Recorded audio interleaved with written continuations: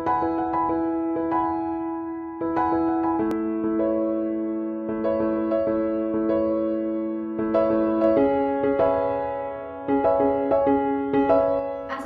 warahmatullahi wabarakatuh. Kami dari kelompok 13 yang beranggotakan saya sendiri, Anissa Utami, Afida Jayanti, Anjas Mahendra, dan Devi Melaksadi akan mempresentasikan judul makalah kami tentang hutang piutang dalam pandangan Islam dengan dosen pengampu Bapak Lutfi Heri Rahman, Magister Ekonomi. Baik, silakan menyaksikan. Baik, saya Anissa Utami. Di sini saya akan menjelaskan tentang pengertian hutang dan piutang.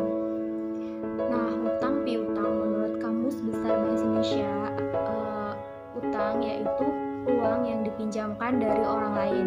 Nah, sedangkan piutang itu mempunyai arti uang yang dipinjamkan atau dapat ditagih dari orang lain. Pengertian hutang piutang itu sama dengan perjanjian pinjam-meminjam yang dijumpai dalam ketentuan Undang-Undang Hukum Perdata Pasal 1754 yang berbunyi, pinjam-meminjam adalah suatu perjanjian dengan mana pihak yang satu memberikan kepada pihak yang lain sejumlah barang tertentu dan habis karena pemakaian dengan syarat bahwa yang belakangan ini akan mengembalikan sejumlah yang sama dari macam keadaan yang sama pula. Selanjutnya, utang piutang adalah memberikan suatu benda atau barang, yang bisa uang juga, kepada seseorang dengan perjanjian bahwa dia akan mengembalikan sesuatu yang diterimanya dalam jangka waktu yang disepakati. Utang piutang itu kalau dalam bahasa Arab disebut dain. Istilah dain juga sangat terikat atau terkait dengan istilah qard yang dalam bahasa Indonesia disebut dengan pinjaman. Menurut Imam Syafi'i adalah pinjaman yang berarti baik yang bersangkutan kepada Al-Quran bahwa barang siapa yang memberikan pinjaman yang baik kepada Allah Subhanahu wa Ta'ala, maka Allah akan melipat gandakan kebaikan kepadanya. Nah, dari beberapa tadi yang saya sebutkan bisa dipahami bahwa hutang piutang atau al-qard adalah pinjaman atau hutang yang diberikan kepada seseorang, diberikan oleh seseorang kepada orang lain untuk dikembalikan lagi kepada orang yang telah meminjamkan harta tersebut, karena pinjaman tersebut merupakan potongan dari harta yang memberikan pinjaman atau hutang. Di sini saya ingin menjelaskan tentang landasan hukum hutang piutang. Landasannya itu ada tiga, yaitu Al-Quran, hadis, dan ijma para ulama. Di dalam Al-Quran ada pada surat Al-Maidah ayat 2, Quran surat Al-Hadid ayat 11, terus Quran surat Al-Baqarah ayat 249, terus ada pada Quran surat Al-Muzammil ayat 20, lalu surat Al-Baqarah ayat 282, terus yang dari hadis itu ada dari hadis riwayat Nasai yang diambil dari kitab Al-Bayu. Lalu yang ketiga ada ijma para ulama. Para ulama bersepakat bahwa al-qardu hasan boleh dilakukan.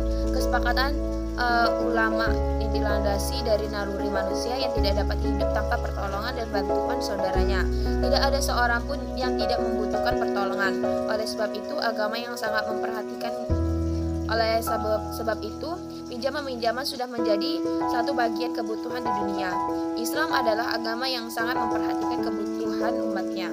Nah, jadi dari ketiga landasan tersebut, yaitu Al-Quran, hadis Rasulullah SAW, dan ijma ulama, secara jelas memperbolehkan pelaksanaan al-qardu hasan, tapi boleh disebut belum bersentuhan dengan harta yang dapat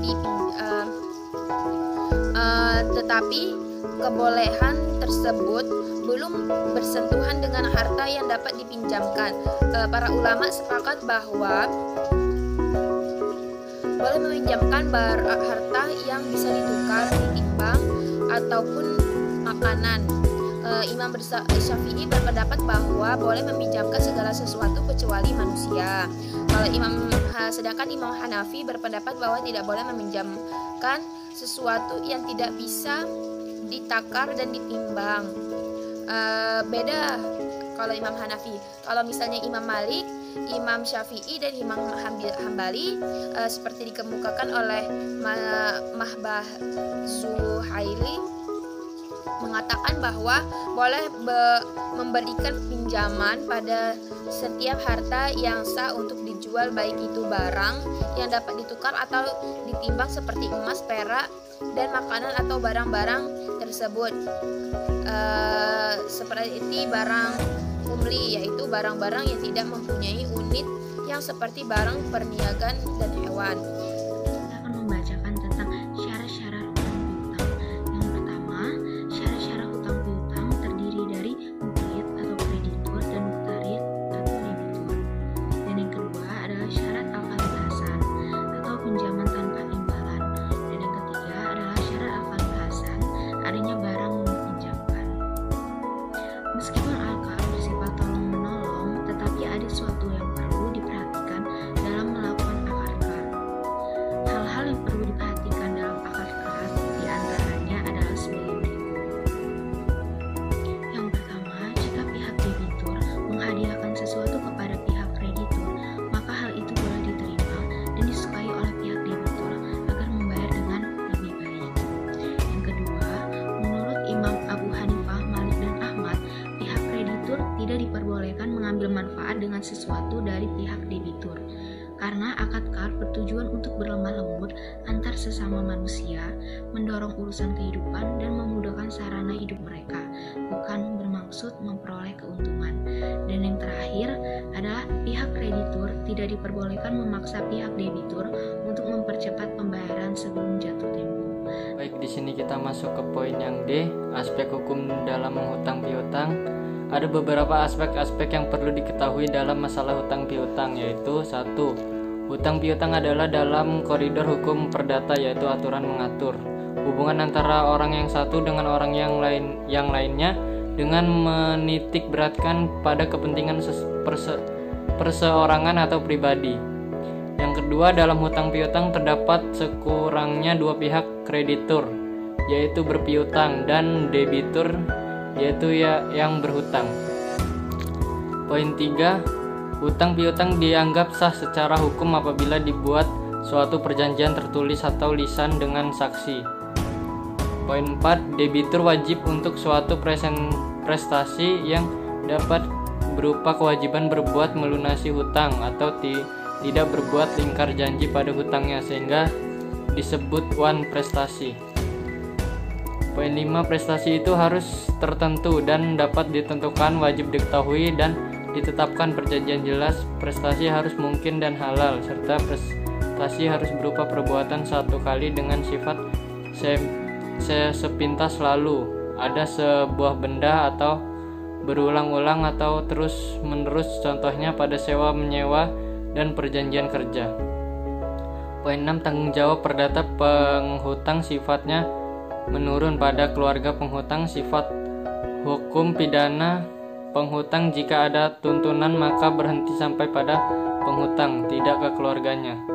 Poin 7, pemenuhan perutangan itu bertanggung jawab dengan seluruh harta kekayaannya dan atau sesuai dengan harta yang dipinjamkan. Poin 8, eksekusi piutang tidak bisa dilakukan paksa dengan penyanderaan barang atau orang. Yang benar adalah dengan sitaan jaminan yang diputuskan oleh pengadilan.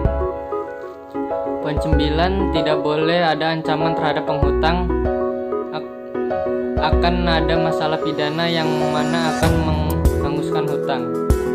Poin 10, perhutangan tidak berhenti sendiri, melainkan bersama-sama dengan berakibat hukum dengan perutangan lainnya. Baik, itu